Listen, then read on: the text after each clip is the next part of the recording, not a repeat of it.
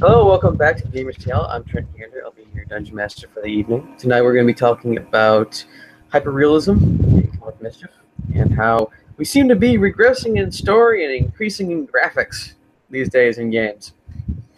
So I have Josh joining me again, Hello. but not anyone else because everyone else is busy. The tech priest has left us. You're so sad. Not really. I have birch beer, so that makes me happy. What really triggered the subject for tonight was actually last week's show, which I guess is with the heels for heels, feels for heels, whatever works for you. With Attack on Tarkov, it was well, we didn't actually mention it, but for the healing process, it is actually much more in depth than most healing usages in other video games. You actually have to apply the bandages to specific parts of your body that have been damaged. So if you got damage to your torso, you actually have to go on the little body mapping thing and apply bandages to that area for it to actually heal. Otherwise, you'll continue bleeding and die. I know I at least appreciate that level of realism.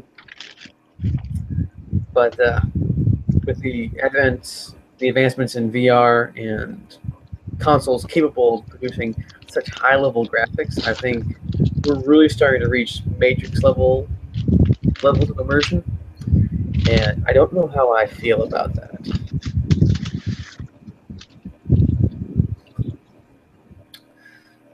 But I remember 10 years ago, 2005, 2007, almost every single game that I wanted and eventually got was featured comic mischief in some way. And it's like we've gone from we have some really, really funny content that's great gameplay, like the Jack series and Ratchet and Clank, compared to stuff like PUBG and Battlefield today, where it's like everything is so realistic, which is why I called it hyper-realism. Of course, this episode is comic realism, so I guess we're not taking ourselves seriously.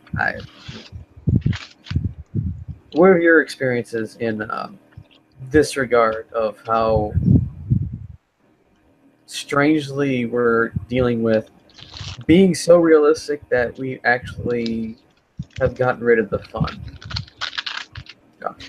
I don't know if it's so much, being so realistic that we got rid of the fun. It's just that I think that all in all, the storytelling is like the exemplary storytelling has died out in games.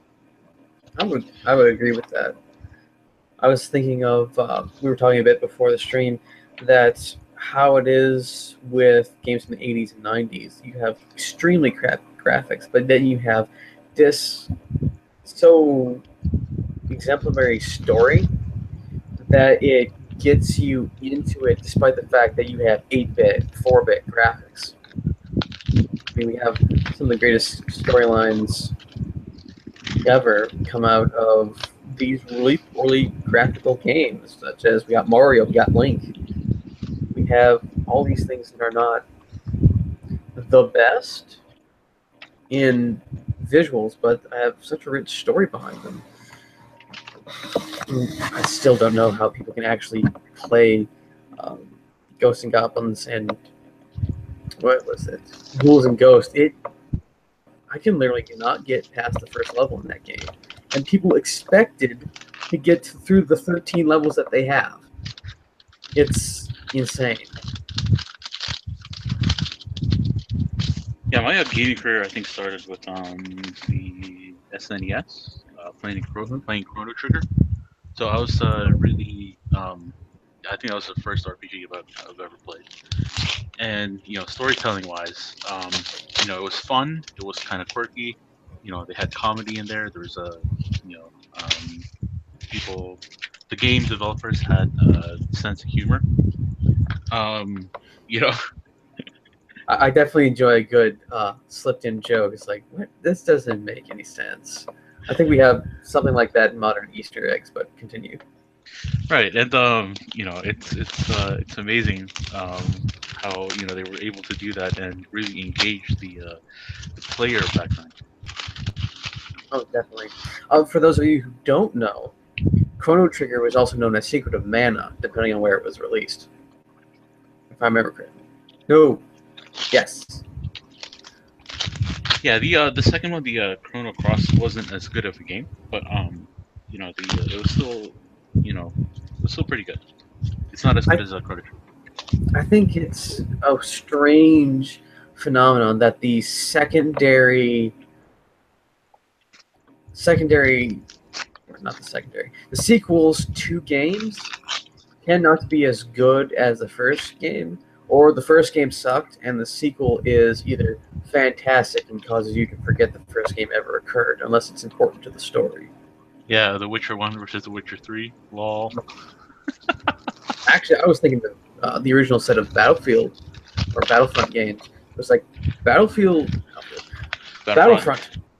Battlefront was good. I loved using the vehicles and stuff, but it took so damn long to get anywhere. You were always in vehicles. There was no running around because you always walked or drove. And Battlefront 2, you could run, but you didn't have as many vehicles. And I think it made it better. I definitely like the improvements they made in Battlefield. I have Battlefield on the brain. Battlefront 2, and I have high hopes for the new Battlefront 2. But I'm probably not going to be getting the system for it for at least another 6 months. And that's being generous with me being able to get it. So I definitely have other plans on my mind rather than getting Battlefield 2. I already have Battlefield 2. Why? I have been over caffeinated today. I barely slept. No, they're kind of synonymous right now, Battlefront and Battlefield, because I mean it's the same play style. So Yeah. I don't blame you, man. It's the same play The, style. the only difference is that you don't have an entirely first-person view with any of the Battlefronts, except for the newer ones where you could switch back and forth with you actually being able to see. And I would kind of actually like to see using the iron sights or the optics they put on the actual guns themselves rather than using just the HUD.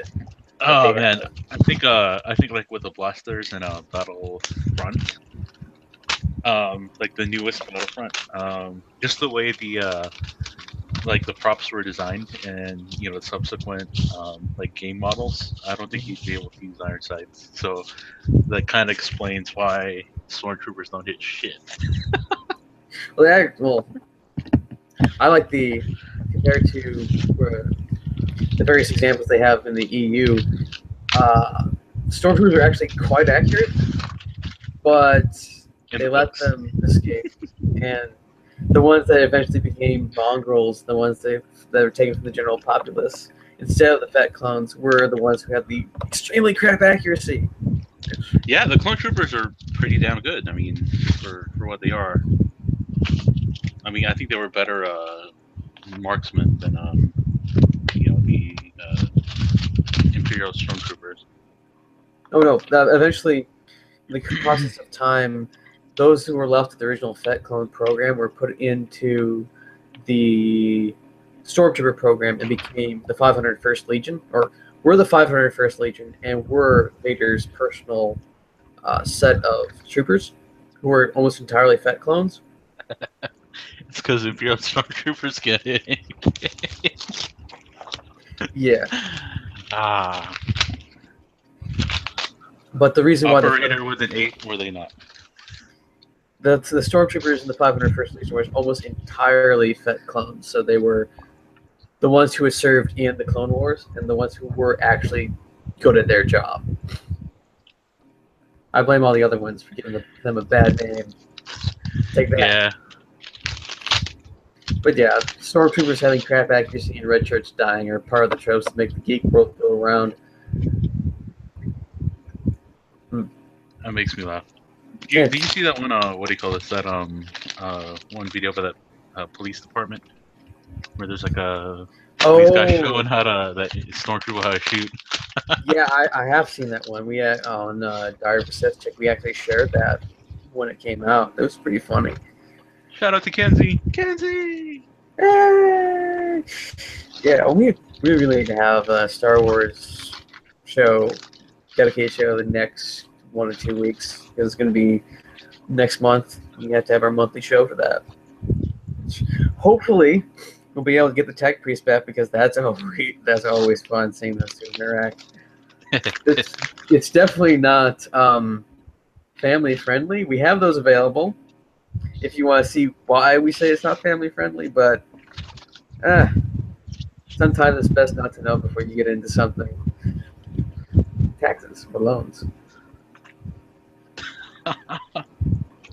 Anyway, uh, what, in your opinion, pre PS2 era is probably one of the best game storylines besides Chrono Trigger? Chrono Trigger. There's a lot of good RPGs out there. There are. Final Fantasy VII, standard for sure. Then you have a lesser known game called Xenogears, which I think has the better storyline, but it's um not as widespread as Final Fantasy VII was. And you have the Wild Arms series, which was a really good RPG series too. They had like cartoonish characters. Mhm. Um, you know, I mean they were all cartoonish back then anyway, but um, the storyline was just engrossing. With Final Fantasy VII, you had that whole Shinra thing. The world was dying, all that. With Wild Arms, you had a dying world called Fulgaia. And there's a guy named Rudy who knows how to use, or he's one of the only ones able to use arms, which is like an ancient like tech that was like lost in time, and they found him in ruins and stuff like that. So Oh, that's pretty. the tactical armor or something? Yeah, kind of like that. But it's like ancient, so it's like ancient technology that was lost and then dug up again. Yeah, I think Um, the Final Fantasy 3. I forget which one I played. Where it's like it's set in a medieval period, but it's like we have these mechanized walkers, and it's like we have a samurai in European armor dealing. It's like, how do we use these things? Like that's so cool, man. it is, and the graphics for that were complete crap. I can just imagine what would happen if we took that storyline, which was a fantastic storyline, and put it into the modern things. Which brings me to why I think some of like the remakes, like the remastered versions of things, is good, and I get why people like to go back to played out things and redo them because some of them were absolutely fantastic. Yeah, But go ahead. no, go ahead, go ahead. Some were absolutely fantastic, but then it's like, are we just going to be having a remake of a remake of a remake 20, 30 years down the road and not something that's like, Original. yeah. I mean, though there was one game I was watching a streamer do. It was Observer. It does nod to like some of the classical gaming styles, 80s, 90s feel, and definitely has like futuristic technology from the 80s and 90s. And it's a very, from what the hour or two that the guy played it, it was a very compelling game. And I would definitely pay like the $60 that they have it for. It's like, I actually like this. It's an intriguing story. It's It called does take Observer. off of, yeah, Observer, or the Observer. I think it's just Observer, where the main character is pretty much space cop with biometric enhancements, and he's trying to solve the murder or disappearance of his son while having a very Matrixy drug-induced um, thing. It's set in Krakow, Poland, and yeah, it's a kind of trippy if you just get into it. But they set a very good scene with that, and it does take a nod to stuff like Shadowrun and all the kind of not steampunk, cyberpunk era technology and things, especially with like the bare wires in the back of the dude's hand. I loved it the moment I started watching it because like this actually has some meat to it, it's not just the next knockoff of Tron, for lack of a better term. Right.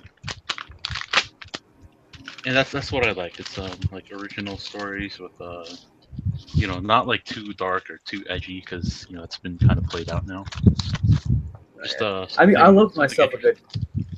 I love myself a good dark storyline. It's one of the reasons why um, my favorite things are like Warhammer 40,000 and Warhammer Fantasy because they are the grim, dark future, but it's in such a way that it's kind of believable.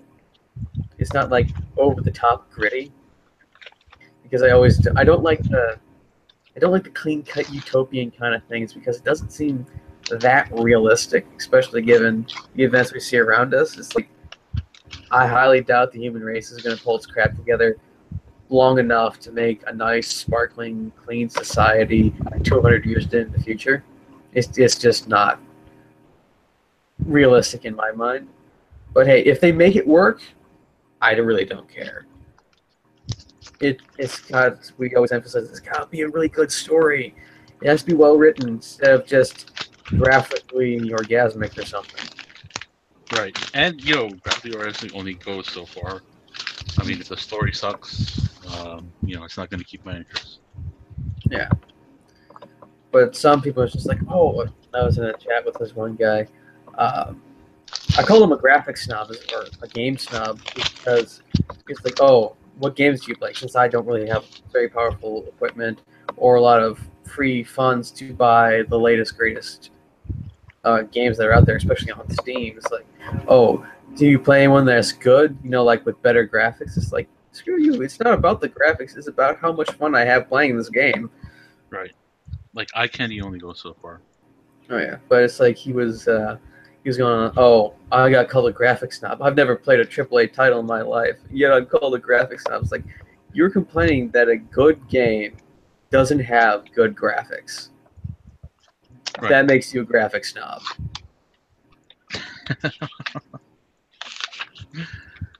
Yeah, I don't know. Yeah, that's for me. It's all about the story. Oh yeah, if you have a game about stacking twigs or drawing stuff in the dirt with twigs, and it's a compelling story, I will play the stick drawing game. Yeah, I'll give it a fair chance for sure. I'll give it a fair Uh, chance. Because I mean, like I said in like previous like gamer sale episodes, like humans love stories. We've been we love telling stories. We love hearing stories from the campfire for however many years. oh yeah, And that still hasn't changed. And now the medium is a bit different. It's a lot better, but it still doesn't change the fact that we want a good story. Like I was kind oh of yeah. disappointed with Halo 5. I love the graphics. Graphics was amazing. Um, yeah, it's uh, I've heard of things of Halo 5, but after the was it in there that they got rid of Master Chief? yeah, but it's for those. Do you want to know? Or Yeah. yeah, It seems so what I've seen for Halo is like we had Halo 4, and then we have Halo 5, and then we were going to have another Halo, but all of a sudden it just dropped off the map entirely, and we have Destiny. That's pretty much what I got. yeah, Destiny. I wanted to play the game. I've seen, I was there with a buddy. He played Destiny, and it kind of seemed like WoW with a lot more grinding. So I'm done Yeah. with grinding. We had one guy who played a lot of it and still does play it. It's like, it's great, but you're just going to have to do the exact same things over and over and over and over and over again. And it sounds like Destiny 2 is pretty much the exact same thing, only there's a story mode or something happening. Yeah, um, I like multiplayer, as much as the next person. But if there's a good story in it, that's definitely a bonus for me. Oh, yeah. Like with RuneScape. Halo, with the thing with the that whole story that he goes rogue because he tries to capture Cortana, who died in Halo 4. but a piece of her got stuck in or was transferred into the Forerunner like mainframe. Ah, So she survived that way, but she's gone batshit crazy. the term is rampancy. Yes. So she's not rampant anymore. She's just like sociopathic, psychopathic. Well, AI. there's a joke there. I'm not gonna make it though.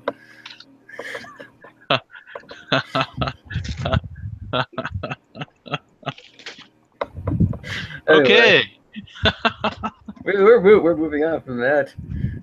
But yeah, some of my best memories are playing Halo 3 with 4 or 5, two of my friends, and my cousin and brother. It's just us shooting each other in sand trap and going around places. It was fun. We didn't actually play for the story, and I eventually found out there was a story, and I liked it. But I think the greatest thing that we have currently, at least with Halo, was that it gave us Red versus Blue. Yes. That's such a It's like great series.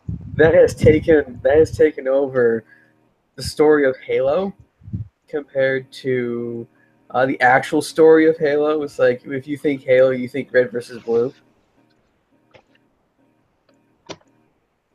and yeah, Yeah, Red versus Blue is I was watching that in 2004, 2003. I Mhm. think that's when it started. Yeah. But I think I stopped at like the fifth or sixth season or something like that. Okay, they're up to season 15. It's almost Oh ended, crap! and I've been working my way through it again. I've missed 2 of the seasons, and I'm currently in season 11. No, yes, season 11. So I got 12, 13, and 14 and 15. 14 and 15 will be the first time I've actually viewed them since they've been released, but that's part of my plan for watching everything after it's come out is because I can binge it and not have to worry about what happens next. Oh my god. Yeah.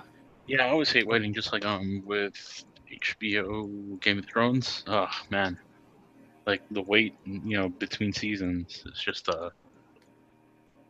yeah, it's just really sucks.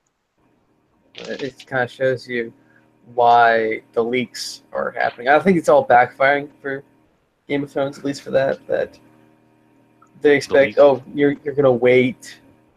You're gonna wait 10 days to watch Game of Thrones because you like it so much. When there's a questionable option for you to watch it. Yeah. Yeah, I think that it's a money grab because they want people subscribing to cable or HBO now. Hmm.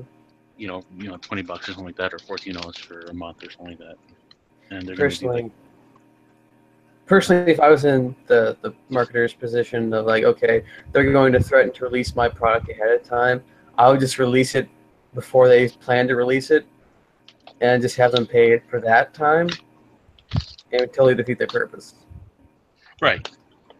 Well, the leaks anyway, like the last one, like for episode 6, Mhm. was because like someone in HBO Spain or like somewhere in Europe or something like that, they released it by accident. Ooh. Yeah, So it and that's what was that's a what caused the whole leak. So after they released it, somebody probably like did a capture card deal and captured the whole thing. I watched the leaked episode. I still have the HBO, but I I know kind of wanted several to see it people like who have. and the funny thing is like with Game of Thrones, like it's kind of like WoW. Well, it actually follows as WoW almost, like thematically, um, almost like to a T. Like the Wrath of the Lich King, where he summons a dragon, a dead dragon. Yeah, Well, spoilers, yeah. So but yeah. it was what do you call this? I post on my Facebook like WoW related stuff, and it's all um Like it's like all Game of Game of Thrones. Yeah, Thrones. It actually kind of reminds me of there's a lot of places where it's like you wonder about how much copyright infringement has occurred and how many people have just taken the story, stolen it, and just redone it because StarCraft is almost to a T, especially with the Tyranids, Warhammer 40,000 before Warhammer Online came to be. Right. The Zerg and The Xenos. Yep. But I like the like StarCraft story a little bit better because they have like Reasons. reasons, like when Warhammer 40,000 is just it's just, oh hey, let's go kill some Xenos. I mean, there's no like end game to it, which is why it's gonna be around far longer than StarCraft or StarCraft 2 will ever be. But because it's a tabletop too. That's what I mean. Not because or whatever. Yeah, the thing about it is with 40,000, there is actually a story. It's an ongoing conflict, but we're finding out different things because there's like 13 different storylines that are happening. Yeah, I see that. That's the only problem that I find with this. Like, okay, we can take it from the 6 different factions that you have's perspective, or you can have just play one guy or several guys, or you can read the books, or you can read the rule manuals that are actually about as high as 9 feet if you stack them all up or something, because there's like so many rules. Yeah, I don't think I'm gonna get into that. Just don't have the time or energy to spare. No, it's for me. It's mainly the money issue because a squad of 4 Space Marines or a squad of 3 Space Marines is like $50. Oh, heck no, man. Yourself. Yeah, no, I don't think I'd do that. That's too expensive. Before that, it was like 5, 10 of them for $50. It was like, why did they increase the price? Demand. People will pay it. People liked it enough that they would pay it. Dang. How does anything else get more money? No, you're right.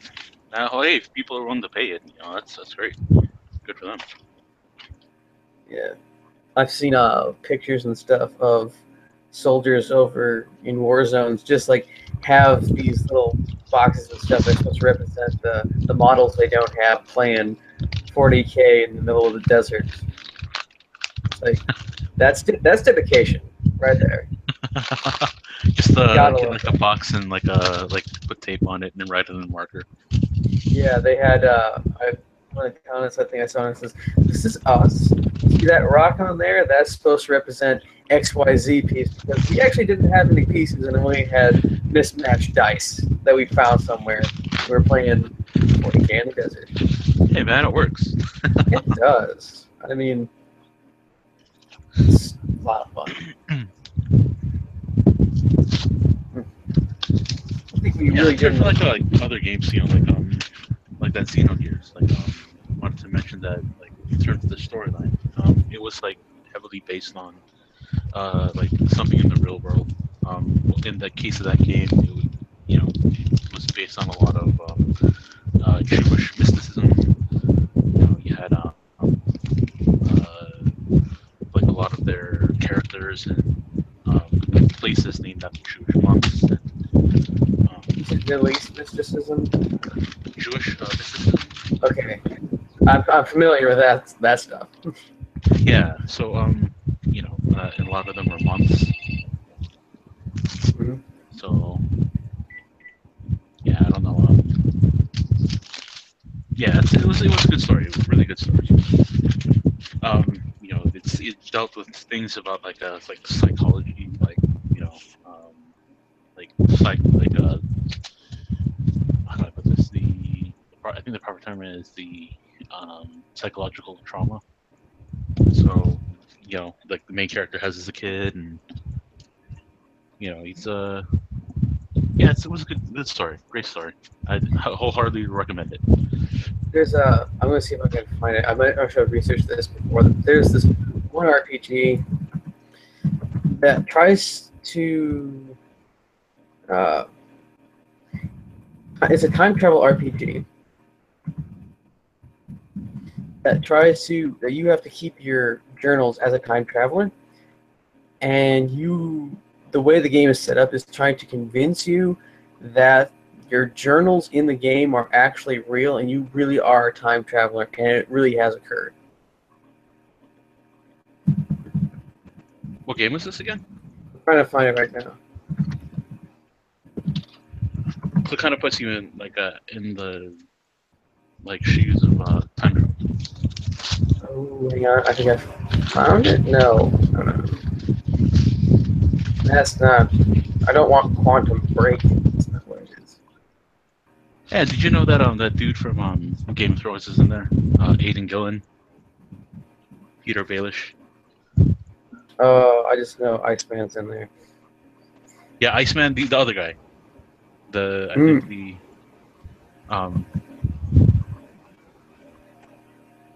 antagonist. Oh, the very thin man, kind of lightish hair.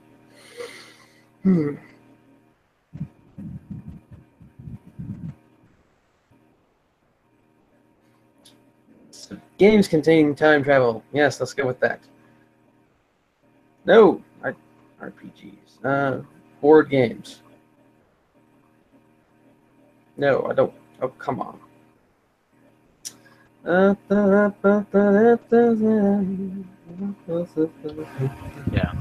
Oh, dude, I've been talking. My mic's been on mute. Lol. I'm looking through one of the ones that has. That was in 1992. Lost Vikings, the Lost Vikings series. That one was very fun. It was a puzzle game, and you play 3 Vikings who've been taken out of their time to this one to try to. No, go ahead. To pretty much get out of a certain area to pretty much you find out that a kid was bored, created a video game, decided to take 3 guys from the past and torture them just so that he wouldn't be bored. Oh, that sounds like a DC plotline. Yeah. Do you guys like any space-based games like a space shooter in terms of like you're a pilot of an aircraft and you go to like different worlds and stuff like that? I think you want Rogue Trader from the 40K series because you're supposed to be a trader in that one. But yeah, I like Space RPG, I think it was called. You play a captain of a ship and you're a merchant, but you can also be a pirate and all these other things. One of my favorite things about it was that you had to. There were three federations. There's like 3 trade guilds, 4 empires, and 3 conglomerates, and certain areas were controlled by them. You had to, as you build up rapport with one group, you could go down the other if they're at war with them. There'd be economic wars and actual conflicts with these people. And sometimes if you were working for a different house, like they were your official spokesperson or whatever, you would be obligated to attack this individual location. Was it something like Privateer, like Wing Commander series type? Yeah, it was like a privateer, but it was a very cheap. There was a game like that on iTunes Store. There was an app game like that. I forgot what it was, but it was a fun game. It kind of reminded me of the game Freelancer back in the 90s, or no, in 2003. Okay, I found what I was thinking of. It's called Continuum. Continuum role-playing in the Yet. The science fiction role-playing game about time travel. And let's look at the setting. Unlike other time travel games in fiction, which usually depict time travelers as either lone explorers or as all-powerful time police, Continuum assumes that time travelers, spanners, would eventually evolve their own society with its own laws, rules, slang, groups, art, limits, and all that. As you can see, or from that, I'm already pulled into it because it makes sense.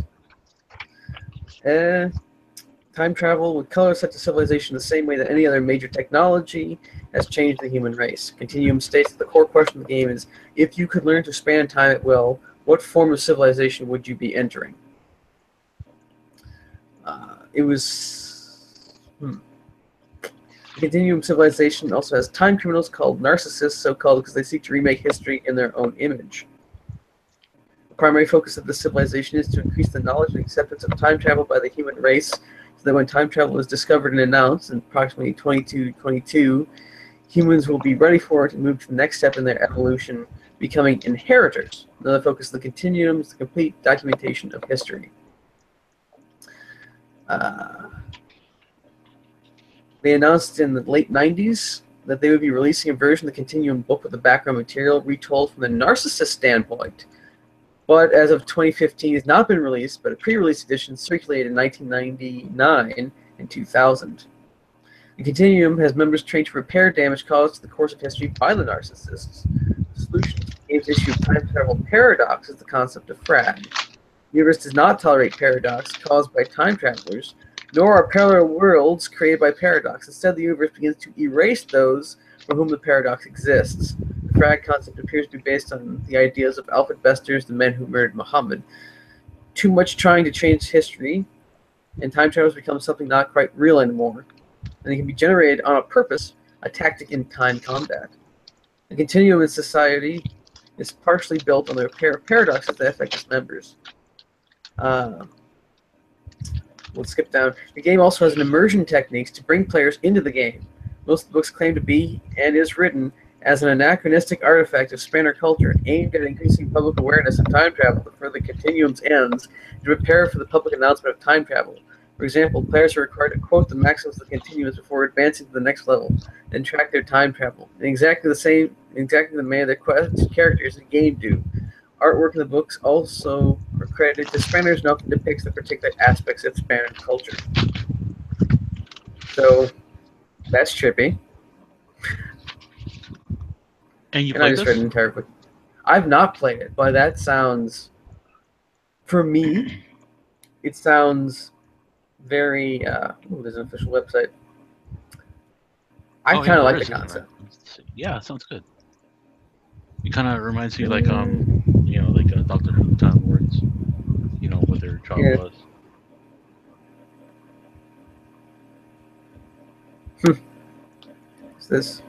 Is there an online version of this? Because, They have a resources tab. narcissists, resources, downloads.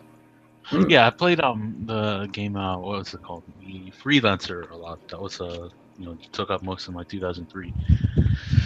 Oh it man, was it was a good game. every time someone like brings up a game, it's like, I lost most of such and such time. I woke up and I didn't know where I was, and there was strange things happening, and then that's when I quit the game. It's like, I had a Fu Manchu by the time I finished. oh man. I mean, I wouldn't give up gaming for much of anything No, because, I wish it would be like a job for me because I would so kick ass at it. oh yeah, that's one of the reasons why we have like streamers and things now. It's like the only problem is first you have to be able to have a job to pay for the stuff in order to be able to get people get the stuff so that you can play at times that people are going to watch, build up the stuff, and then get people to actually pay you to stream. Right. Otherwise, it's just going to be you playing a game. Yeah. Yeah.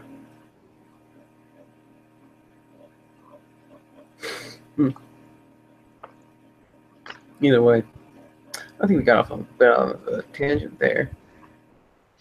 But yeah, there are some, like Continuum and a few other ones. There are a lot of good RPGs that came out of the pen and paper era that have or eventually will be adapted to electronics, I think. Because the only problem is funding. I mean, if everything could be funded, we'd have nothing at all. And it's been a while. Let's check that out. It's Which been is why quite some time. a lot of the games, they're like ports. They make them Yeah, for other, which I understand where they come from when they do it. Just because yeah, they need to have that revenue stream, that to be able to make a good game and make money from it and survive and continue making good games. Makes sense. yeah. Like for Because like Pathfinder and CG, stuff, there's a crowdfunding. It's been a while since we actually looked at anything from tabletop gaming news for what's new on the crowdfunding thing. Pathfinder Modern Adventures. Game fantasy based on the real world. Earth. Twists. Humans are not alone. They're elves. Of course there are. There's always elves. Gnomes, dwarves, and all manner of other strange creatures, hybrids, and half-bloods.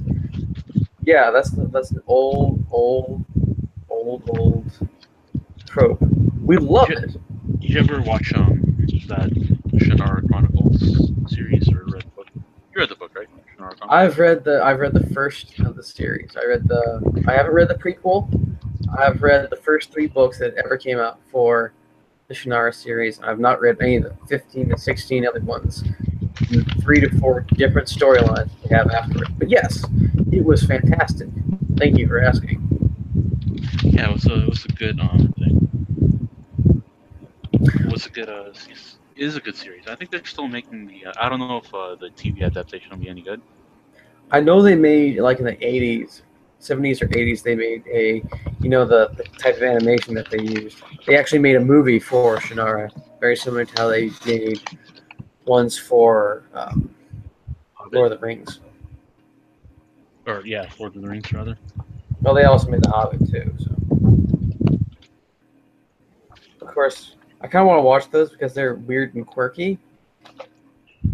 And watching watching them, they have like an emphasis on music that we don't have. So, like, despite the fact that you think it's cheesy, So, but all of a sudden they're bursting into song like it's some sort of musical. no, But no, if you, I've seen that. It's just like what do you call this? Like cartoons at that time. yeah, Yeah, just like the old like Looney Tunes and Hanna Barbera, cartoons from like Cartoon Network yeah. when Cartoon Network was still good. No, that would be a fantastic game. If they made one for Grim Adventures of Billy and Mandy, I think Grim was probably one of my favorite characters from the old. I just don't know why they didn't make like a Courage, the Cowardly Dog, like a game, or like a. They have actually, I think. I'm pretty sure of it. They do They really. Why did I not know about this? Let me check. they had, I think, in the mid 2000s or so, they had a lot of games on CartoonNetwork.com that were based on their content, and it not wasn't necessarily the best, but it was definitely available. Oh, it was like a Flash game. Yeah. Gotcha. No, I meant like a Well, game, where you like do stuff as Courage. I think that was my favorite cartoon of the era. that show was rather interesting. I know it And kind of creeped me out for most of Eddie. it. Oh, Yeah, because I didn't used to they watch. could actually do like they can actually scare you. Oh yeah. Um, I think one of the scariest cartoons for me when I was growing up was Scooby Doo on Zombie Island. That game, or game, that movie still kind of terrifies me, and it's totally worth the watch. And no spoilers, but it's intense in some parts, especially when you're like 8 at the time. But yeah, it was cool.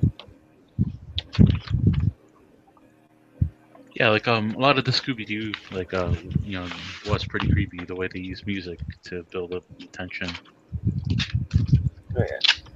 The That's a lost art. I think I said that before. That's a lost art. You know, versus what they have now. that you would really like Observer then because they had it's you know the string sections when they have the parts when they're gonna have the jump scares like Right, continuously. right. The way Observer works is kind of a horror game. Is that it has a complete lack of sound while you're doing things. So it just a thing. Yeah, so it's just like you're coming through a thing, you hear something, and then there's silence, and it just the silence is just there, and you don't.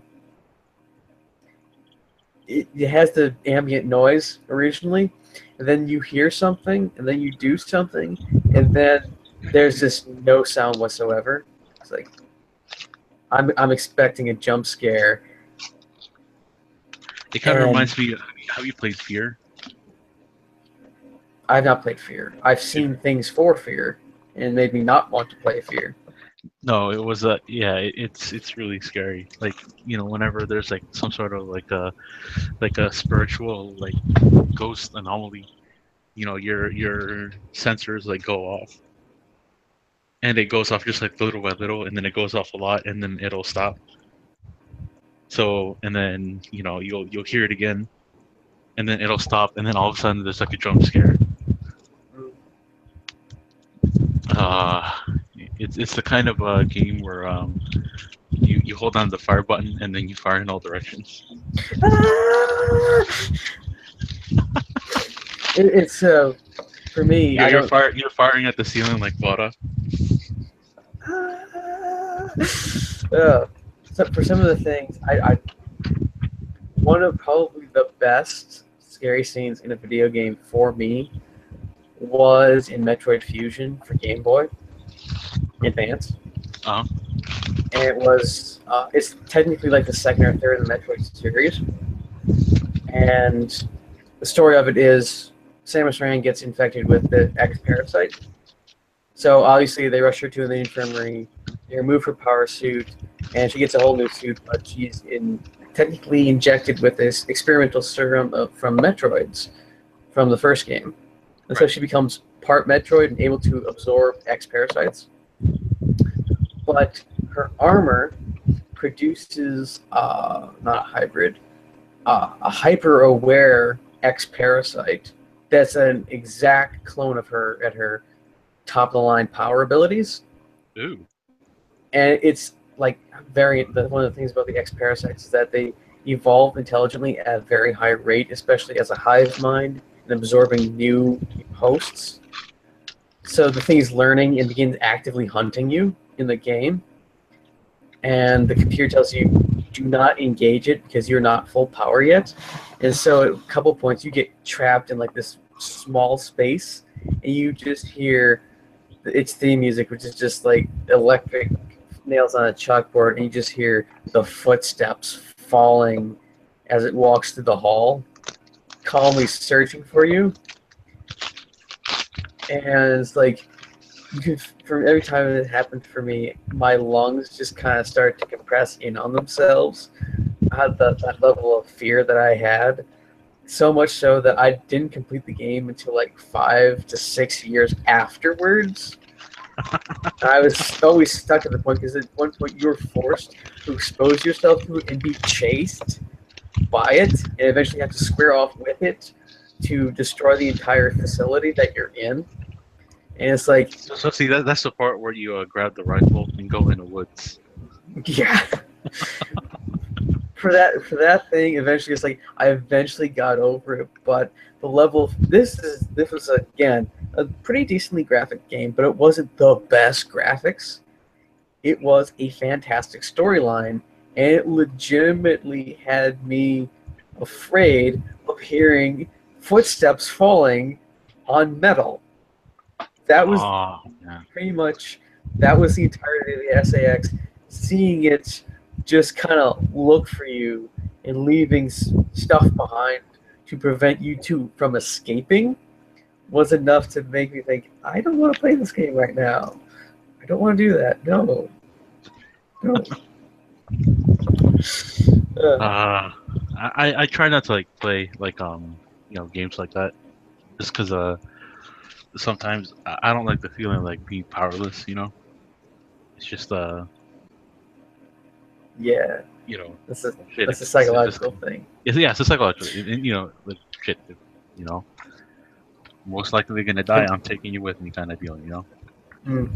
One of the like the first mission that you actually get in the game is you go to the research facility that has the power armor in it, or the power armor pieces, and has samples of the X parasite, and it stopped responding to radio hailing, and you're sent there to, or the containment unit that had power armor has mysteriously exploded, and you're supposed to Mysteriously. seriously explode. You're supposed to go investigate it. You're supposed to go through this one You're area. getting paid for this, right? Yes, you're definitely getting paid for that.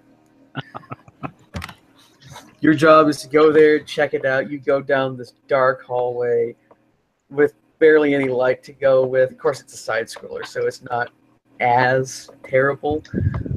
But it's like everything's blown to Yeah, hell, and then there's a you don't get to random life form in there. It's like, oh crap! Start you don't shooting it. yeah you don't get to post up like right behind like a corner or something. Yeah, technically you could, but it was only you got to make sure the corner covered you much better than it would have if it was in 3D. Thinking of that, if they remade Metroid Fusion as a 3D game, that'd probably be if they kept it faithful to the Game Boy Advance version, it would probably be very, very terrifying, but very, very worth it. Would you play it? I would be highly tempted to play it. I probably would play it just to see does it stand up to the Game Boy Advance version. Because if it doesn't stand up to a handheld game, you know they screwed it up really bad. Right. I mean, they've done that before with like some Final Fantasies, but Didn't they do a thing for Mario where it's like 3? Or not 3. It's in 3D, and it's not side-scrolling platform. It's more like Link. yeah, 64, right? It was in 64. It was also on the Wii, I think. And they had It one was, on GameCube, if I'm not mistaken. yeah. They had I one almost on called it Mario Stardust Crusaders, which would have been. No, it wasn't GameCube. Was it these? It wasn't this. It's that one with the. Was it a Saturn? I know they made like a recent 3D Mario. It wasn't Mario Kart. It was Mario World 3D. Wow, that's a bit on the nose. It's for the Wii U. Okay. Super Mario 3D World is a 2013 platform video game developed and published by Nintendo for the Wii U. It's the 6th original 3D platform game in the Super Mario series. It's the sequel to the 2011 Nintendo 3DS game Super Mario Land 3D Land. Yeah, it's a Super Mario 64. Oh yeah, that's right. No, it's not DS. I'm sorry. No, it was something. Yeah, it was pretty bad.